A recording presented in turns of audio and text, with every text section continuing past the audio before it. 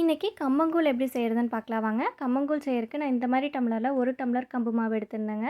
1 tumbler கம்பு மாவுக்கு 3 tumbler தண்ணி சேர்த்துக்கணும். மூடி வச்சுருங்க, தண்ணி நல்லா சூடாகட்டும். பாருங்கள், தண்ணி நல்லா சூடாயிருச்சு. எடுத்து வச்சுருந்த கம்பு மாவை சேர்த்துட்டு நல்லா மிக்ஸ் பண்ணி விட்டுக்கலாங்க.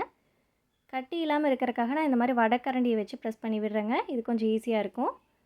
அடுத்து தேவையான அளவு உப்பு சேர்த்துக்கலாங்க. இது எல்லாமே நல்லா வேகட்டும்.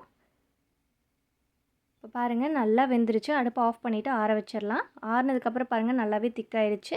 அது கூட கட் பண்ணி வச்சுருக்க சின்ன வெங்காயம், காரத்துக்கு ஏற்ற மாதிரி பச்சை மிளகாய், கொஞ்சமாக இஞ்சியை தோல் நீக்கிட்டு பொடி பொடியாக கட் பண்ணி வச்சுருக்கேன். அது எல்லாத்தையும் சேர்த்துட்டு 3 டம்ளர் மோர் சேர்த்துட்டு 1 டம்ளர் தயிர் சேர்த்துக்கிறேன். நீங்கள் ஃபுல்லாகவே மோர் வேணும்னாலும் சேர்த்துக்கலாம்.